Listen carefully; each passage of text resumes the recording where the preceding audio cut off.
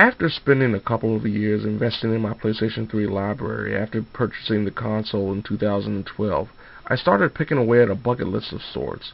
The PlayStation 4 had already come out and entered my home, but there were still games on the previous generation's console that I wanted to play before calling it a day. One of those games happened to be Uncharted. I blasted through the first 3 games over the course of a year, and felt excited about what was to come, not only following Uncharted 3, but also Naughty Dog Studios' release of the game that convinced me to buy a PlayStation 3 in the first place, The Last of Us. When Uncharted 4 was revealed, I knew I would join thousands upon thousands of others, planning to play through the franchise's promoted final chapter.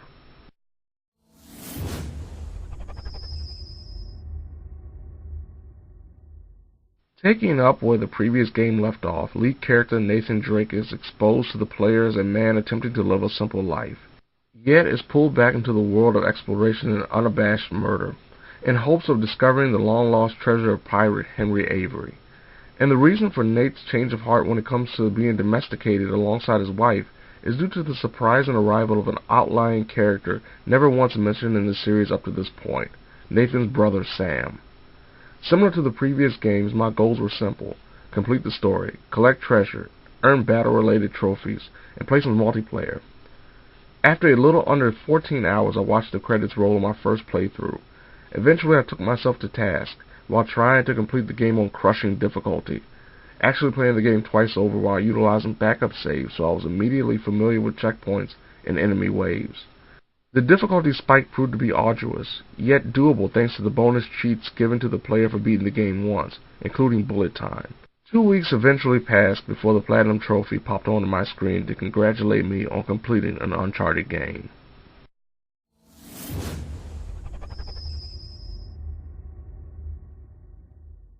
As noted earlier, Uncharted 4 is meant to be the finale for the series several games deep, and judging by the preview trailers, the game appeared to be reaching for a more darker style of storytelling in the same vein as The Last of Us. The opening prologue seems to play into the darker atmosphere, only to turn the 2 chapters into flashback moments where the players are allowed to see the reasons why Nathan and Sam fell apart, as well as an introduction to the man who will become the game's lead villain, Rafe Adler.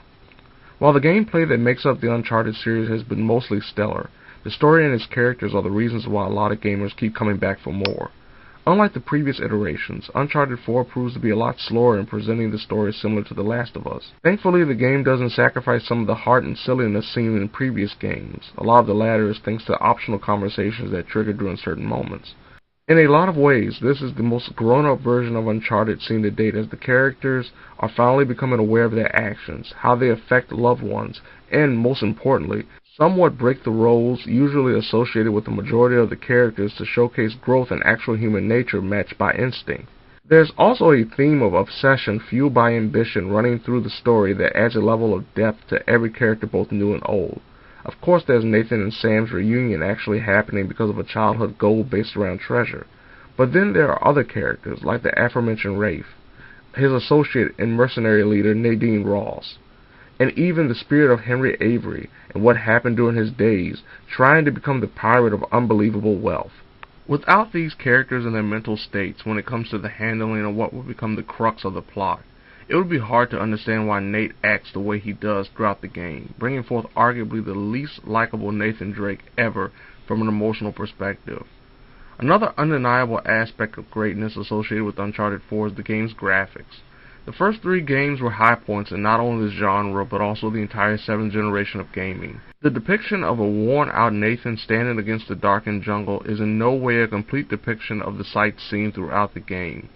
Thanks to Nathan and Sam's search, players are given the opportunity to visit various locales that showcase the captivating seas of Panama or the murky waters of New Orleans, to the decaying cathedrals in the Scottish Highlands, to the simplicity of a 2-story cluttered house occupied by a pair of individuals struggling with being normal. The effects of everything from the weather to mud flying off tires of an off-road vehicle are just as impressive as the overall scope of each area of interest. The in-game models are also so incredible that cutscenes mostly aren't separate cinematics. Even better is the lack of frame rate stuttering or grandiose problems that make the game feel like you've activated slow motion mode. Uncharted 4 is a true high point when it comes to graphics on gaming consoles. But Uncharted 4 isn't just a series of movies featuring the player moving Nathan around to trigger the next scene. There are the usual tropes greatly associated with the franchise, including the reworked edition of stealth from Uncharted 3.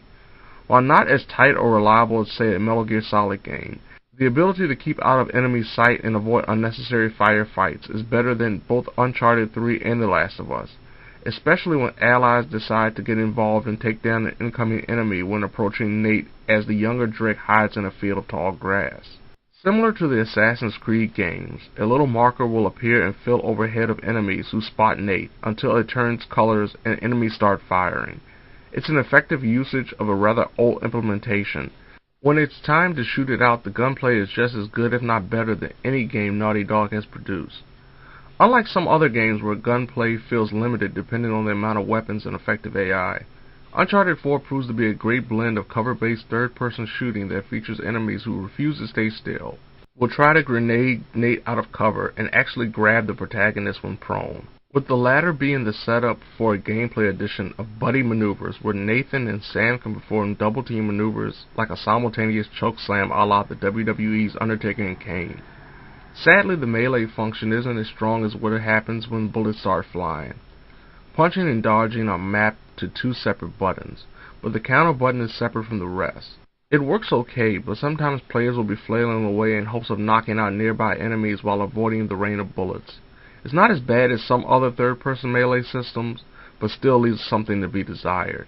Naughty Dog didn't just try to improve the core gameplay variables seen in previous iterations, but also implemented items to help mostly the platforming available throughout. First, there's the grappling hook. After a few chapters, the grappling hook becomes one of Nate's best friends in traveling throughout the world. Several areas per chapter feature extended points made for grappling and swinging to get Nate and company from point A to point B. And when it comes to climbing, Uncharted 4 embraces the ability of free exploration. While there are a lot of linear routes, the semi-open world that makes up several chapters really makes climbing mostly fun. Uncharted 4 isn't perfect. From a gameplay perspective, there's a lack of action when it comes to this action-adventure game. With the story and dramatization of characters being more of a focus, also comes the emphasizing of adventure and platforming over popping bad guys. The firefights are sparse and don't leave a lasting impression the same way as previous games.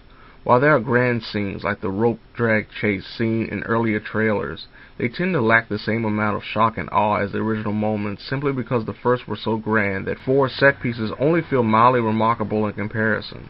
Another gameplay problem coming from The Last of Us is the addition of a second player who just so happens to be invisible to enemies when in stealth. While it makes the gameplay a lot easier, the sense of immersion is momentarily lost when an enemy completely ignores Sam darting right in front of him to find cover. There are also the copious amount of treasures that the player can find to add nothing to the story, or even encourage the player to catch them all, because all the gamer sees upon picking up these items is a title, no descriptions or assumed backstory from its collector, unlike the journal notes and entries that can also be collected. When it comes to platforming, the game suffers from its buddy system. There are too many moments where Nathan boosts Sam somewhere that requires his brother to find something that will assist Nate to get higher. These situations come far too frequently, with some moments actually asking for literal patience, as Nate just stands around and waits. Even worse is the fact that the game sometimes misjudges the distance between swinging on a rope or a pole that results in Nate falling to his death. Ironically enough, a majority of Nathan's death drop jumps are also accompanied by a checkpoint that reinforces the fact that the player has a better chance of falling short right here more often than not.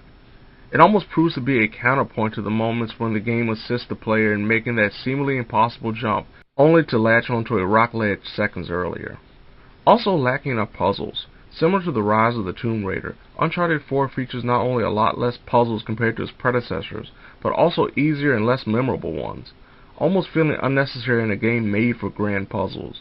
And when it comes to the plot, there are definitely a few chapters that either go way too long or just jumble up the story, such as the Scottish Highlands and the final flashback chapter respectively. There's also the addition of multiplayer. The multiplayer aspect is built around shooting groups of enemies in a team format across 3 different modes, Team Deathmatch and 2 capture modes. Leveling up is based on unlocking various weapons, special skills, and clothing items. allowing non-hardcore gamers a mostly even playing field from the jump, as these grand unlockables have to be purchased during sessions with in-game money that is earned by actually playing the game. Multiplayer is fun, but it doesn't feel like something that players will be dedicated to for months on end, even with Naughty Dog continuing to update the mode by adding new maps and weapons.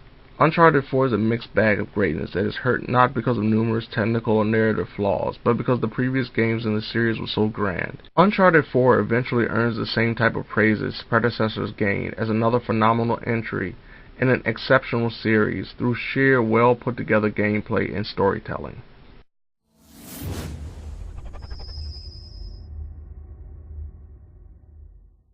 With this being the supposed finale to a series, there is a lot to examine about both this iteration and every Uncharted offering as a whole. Even with the inclusion of a few new characters, gameplay modifications and additions, and an ending that leaves the door open for a sequel without slighting the stories told across 4 releases, Uncharted 4 is a worthy conclusion to 9 years of gaming. With that being stated, it is imperative that you play the first 3 games to really get the emotional impact from what feels like a true fitting finale to one of the best franchises to have excelled across 2 gaming generations. And even if you don't feel like going back, don't worry, because as an entry in a vacuum, Uncharted 4 is still a well-crafted story figuratively wrapped around mostly exceptional gameplay. Sony has been claiming that greatness awaits when referring to the PlayStation 4 since the system launched. It has taken almost 3 years, but greatness has finally arrived in the form of easily the system's most impressive exclusive thus far. Yeah. You good? Yeah. All right. Let's get out of here.